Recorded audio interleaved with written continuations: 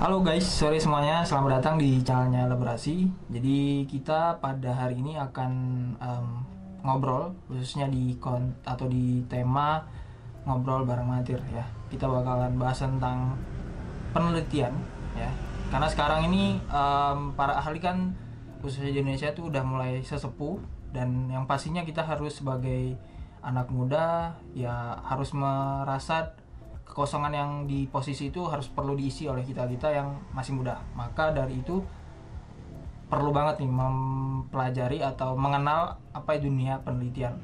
Kita udah ke sama Mikael, kita bakalan tanya jawab karena dia juga pernah meraih salah satu kejuaraan di bidang peneliti muda, dan mungkin cerita dari Mikael sore ini bisa menginspirasi teman-teman. Mungkin untuk sebelum kita mulai bisa Mikael perkenalan dulu untuk ke teman-teman. Oke, halo semuanya. Namaku Michaela Samantha. Aku sekarang adalah mahasiswi di The University of British Columbia tahun pertama.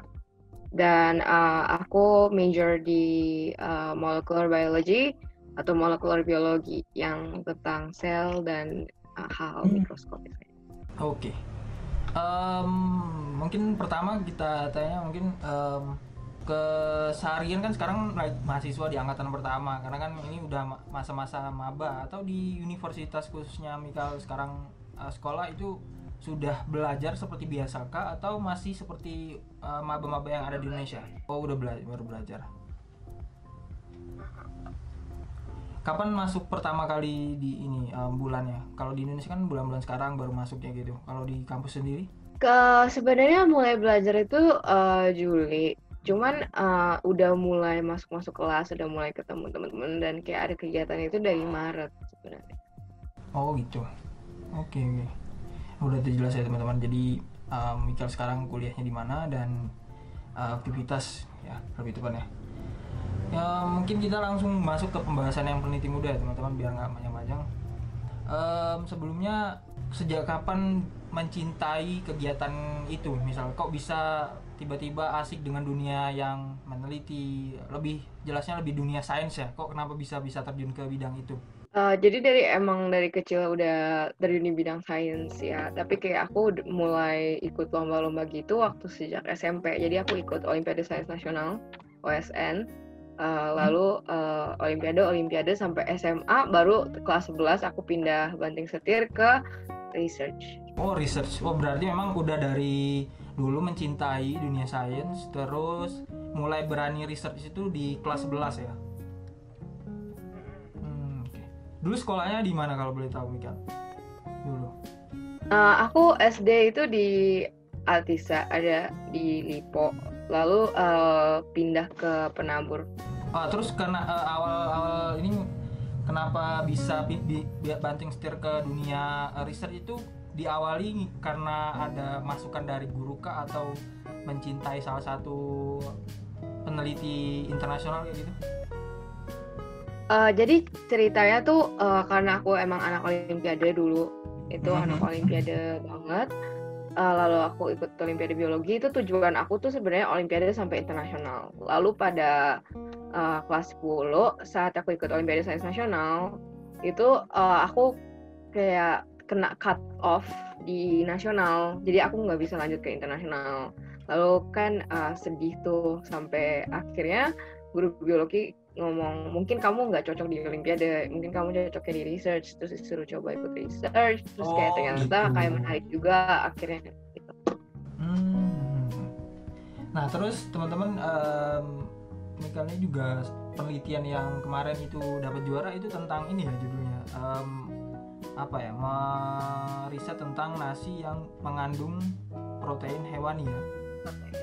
Nah itu kok bisa kepikiran ke situ? Kenapa gitu ya awalnya? Kan kita kan Indonesia tuh sebagai kayak memproduksi beras banyak banget kan, ketiga di dunia gitu kan. Jadi kayak cara memperkenalkan apa ya, salah satu komoditi kita itu ke luar negeri itu gimana. Jadi kayak kita lihat problem yang saat ini kita perlukan apa. Oke, kelaparan, lalu kayak protein yang masih mahal gitu kan. Orang yang di negara yang berkembang susah untuk mencukupi kayak kebutuhan daging dan lain-lain. Jadi kayak kalau seandainya ada protein hewani di nasi, tinggal makan nasi sama garam aja, kebutuhan nutrisinya udah tercukupi. Tapi kayak aku buat sedemikian rupa biar nanti nggak terlalu mahal gitu. Oke, benar. Ya, baru-baru kemarin karena kan saya juga ambil biologi lah konsennya, tapi nggak sampai ke biologi molekuler karena nyinggung juga, karena lingkup biologi kan tentang sel-sel juga. Sebenarnya kalau baru-baru ini tuh itu tahun berapa sih misal ini kemarin riset yang seperti itu tahun 2019 ya? Dari tahun 2018. Oh, dari tahun Tapi 2018. tapi kayak yang kemarin aku dapet penghargaan Patent and Trademark Office Society USA itu tahun 2019. Emang penelitiannya lama, itu 2 tahun. Kalau aku juga baru dapat kabar-kabar kayaknya kalau di Jepang itu jadi mereka kayak dari bubuk kayak gitu loh. Jadi kita kan beras kan dari bijian padi gitu kan. Nah kalau mereka tuh dari bubuk-bubuk kayak kita apa ya, sereal kayak gitu. Terus nanti kalau dimasak itu bisa jadi nasi kayak gitu kan. Jadi setiap negara tuh unik-unik pastinya ya. Selama proses riset itu yang menemani si dalam melakukan riset itu lebih banyak perorangan atau langsung dibimbing sama guru di sekolah gitu? Jadi di sekolah aku tuh ada program khusus kayak penelitian gitu. Jadi kita bisa ambil guru-guru gitu dari beberapa bidang. Kebetulan guru aku itu lulusan ITB, lalu S2 di Belanda. Jadi dia yang mentor aku dalam research. Tapi karena aku mewakili Indonesia, jadi aku kerjasama sama lembaga ilmu pengetahuan Indonesia. Jadi aku juga dapat mentor profesor dari LIPI. LIPI ya lembaganya atau apa? LIPI. Oke. Kalau untuk selama menjalankan itu kan pasti kita kalau dalam riset itu pasti ada trouble lah, halangan lah gitu. Kira-kira yang masih diingat sampai sekarang yang berkesan lah, kendala apa gitu Sal?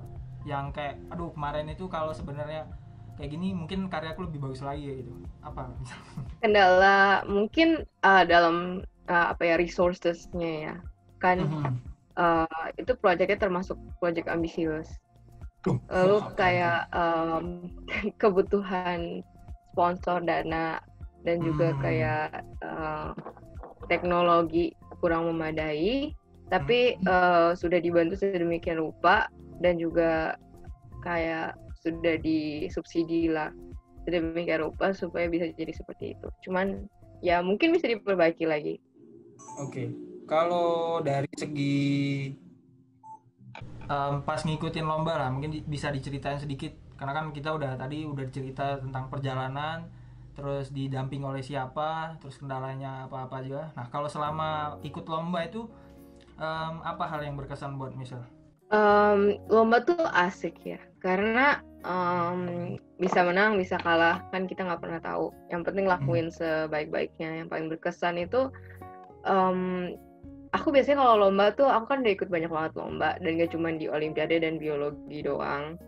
Dan masalahnya tuh kayak kita tuh pasti selalu menang tuh di saat-saat yang tidak terduga gitu. Terus kayak waktu seandainya kita kayak pengen kira bakal kalah bakal menang, di saat kita merasa confidence kita bakal menang, biasanya itu kayak kita nggak menang juga gitu. Jadi kayak yang penting tuh belajar ngelakuin yang terbaik. Jadi kayak terus yang penting koneksi ya, teman-teman lomba gitu kan sampai sekarang masih sering kontak-kontakan. Jadi kayak lomba tuh yang penting tuh bukan cuma kayak belajar, tapi kayak bersosialisasi juga. Nah mungkin ini lebih ke spesifik lagi. Itu cara polling atau penilaian selama yang diikutkan lomba kan kayak gitu. Itu langsung kayak submit kayak gitu, langsung kita karya apa kita submit, atau ada perlu ada presentasinya dulu pas di lomba? Oke, kalau yang kemarin aku menang di US itu tuh jadi kita kirimin dulu proposal atau research paper kita. Jadi research papernya tuh harus udah jadi, udah ada legalisasinya semua research papernya. Lalu kita submit dan kita harus buat poster. Ntar kita ke US untuk audiensi sama juri. Jadi ada jurinya. Nah kebetulan juri aku kemarin yang waktu di US itu ada salah satu yang pemenang Nobel Kimia. Lalu audiensi sama publik, audiensi sama juri. Jadi kayak cara kita ngomong ke publik juga. Karena kalau misalnya kita ngomong ke juri juga beda sama kita ngomong ke publik. Karena kalau misalnya sama juri kan pakai bahasa-bahasa yang susah gitu. Bahasa yang maksudnya yang lebih ke ilmiah gitu ya? Yang bukan bahasa manusia ya. Oh. Oke. Nah kan itu kalian udah mendapat, ya itu salah satu apa ya, paten lah jatuhnya ya kan, karena kita menghasilkan sebuah karya yang mungkin orang lain belum pernah melakukan dan kita sudah berhasil, kan jatuhnya lebih ke paten kan, hak cipta lah ketika ada orang yang mau menggunakan itu atau brand ketika gitu. Dari misal sendiri lah pendapatnya bagaimana sih kalau untuk perkiraan atau melihat anak muda Indonesia sekarang, kira-kira bakalan ada lagi nggak satu karya yang bisa dihasilkan oleh anak muda di Indonesia, khususnya di bidang ini ya, riset science kayak gitu kira-kira? Pasti sih. Tiap tahun anak Indonesia tuh pasti selalu membanggakan di luar negeri. Cuman permasalahannya tuh di saat anak bangsa lagi di luar negeri melakukan riset atau apapun itu kurang dukungannya.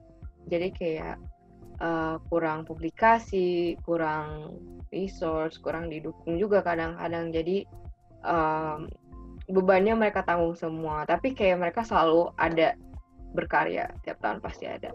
Nah misalkan udah punya paten sendiri di umur yang masih muda, terus juga melakukan riset yang ya mungkin itu sekelas profesor lah, Mbak. Mungkin ada yang bisa melakukan itu kan, dan kebanyakan lah. Kira-kira ke depan bakalan mau ada rencana mau tentang di bidang pangan lagi kah, atau lari ke riset yang lain? Karena kan tadi kan fokusnya biologi molekuler kan. Untuk kedepannya kayaknya aku lebih condong untuk lari ke molekuler sih, lebih ke lagi ya, genetika, rekayasa genetika daripada pangan. Oke, mungkin terakhir Mikael, ke ini buat teman-teman yang nonton, motivasi Mikael untuk melakukan yang tadi awalnya lomba terus gagal, mungkin nggak nyampe ke internasional, dan dapat dari saran dari guru untuk coba, mungkin bukan di sini tempatnya, kamu coba untuk melakukan sebuah riset mungkin bisa sampai ke tingkat internasional. Nah motivasi yang biasanya Mikael lakukan lah, atau untuk memotivasi diri biar tadi nggak down atau nggak drop gitu, apa yang bisa di-sharing ke teman-teman? Aku rasa semua tuh punya spesialisasi atau bidang-bidang masing-masing ya. Kalau seandainya kamu gagal di satu bidang, bukan berarti kamu bisa gagal di bidang yang lain. Dan juga jadi orang tuh harus fleksibel. Jadi kalau seandainya kita ada kesempatan untuk bisa mencoba yang lain, kita harus coba. Karena kan kita nggak pernah tahu kita punya bakat di mana. Mungkin kamu merasa kamu ngerti diri kamu sendiri, tapi sebenarnya enggak juga. Karena keahlian atau kemampuan kamu kan orang lain yang nilai. Tapi yang penting ya tetap fokus sama tujuannya. Kalau udah pilih satu bidang, jangan kayak ganti-ganti bidang lagi, tapi kayak fokus dulu. Kalau seandainya emang udah nggak cocok, baru pindah ke bidang yang lain gitu. Wih, keren ya, benar motivasinya. Wah, nggak kerasa kita udah di ujung acara. Terima kasih buat, aku sampai salah-salah nih manggilnya. Itu panggilan sehari-hari kalau teman manggil Mikael apa? Mika. Oh Mika, oke Mika. Aku hampir ke patah-patah manggilnya. Makasih Mika yang udah mau hadir di elaborasi, karena di sini tujuan elaborasi buat apa ya? Mungkin tadi Mikael bilang kayak kurang support apa ya anak muda. Nah, jadi elaborasi itu berupaya untuk menjadi wadah gitu loh. Enggak ya teman-teman mau mencurahkan ide di sini terus dipublikasikan, karena kan kita melalui media kan mempublikasikan pikiran, sehingga orang-orang menonton, oh ternyata di Indonesia ada pemuda yang seperti ini, oh di Indonesia ada sebuah karya yang kita juga bisa gitu. Jadi kan lebih mudah dikenal dan mudah dipublikasi lah kayak gitu. Dan udah kesempatan, sorry kali sorry. Makasih ya Mika. Mungkin di terakhir lah, Mika ajak teman-teman yang nonton untuk subscribe channelnya Elaborasi dan semangat untuk tetap berkarya gitu. Terakhir. Oke. Halo teman-teman, jangan lupa subscribe channelnya Elaborasi TV dan juga jangan lupa berkarya sebagai pemuda Indonesia. Oke, mantap. Oke teman-teman, kita udah di ujung acara dan nggak terasa udah 30 menit kita ngobrol sama Mika, dan pertanyaan-pertanyaan yang diajukan dan apa yang dijawab sama Mika itu sangat-sangat memotivasi buat teman-teman yang nonton dan tetap semangat untuk terus bergaya. Mika juga yang tahun depan ya, atau bakal berangkat ke kampusnya atau masih belum tahu nih? Januari kemungkinan. Januari. Oke, semoga nanti berangkat ke negara tempat studinya lancar lagi dan bisa meraih ke juara-juara yang lain lagi gitu dan mengharumkan negara. Kasih Mika, dan itu saja mungkin teman-teman yang buat nonton yang udah dari awal sampai akhir. Terima kasih juga, jangan lupa untuk like, comment, dan subscribe dan share video ini ke teman-teman biar nanti info yang di-share sama Mika juga bisa dimanfaatin oleh teman-teman yang lain. Oke, see you di next video. Bye bye.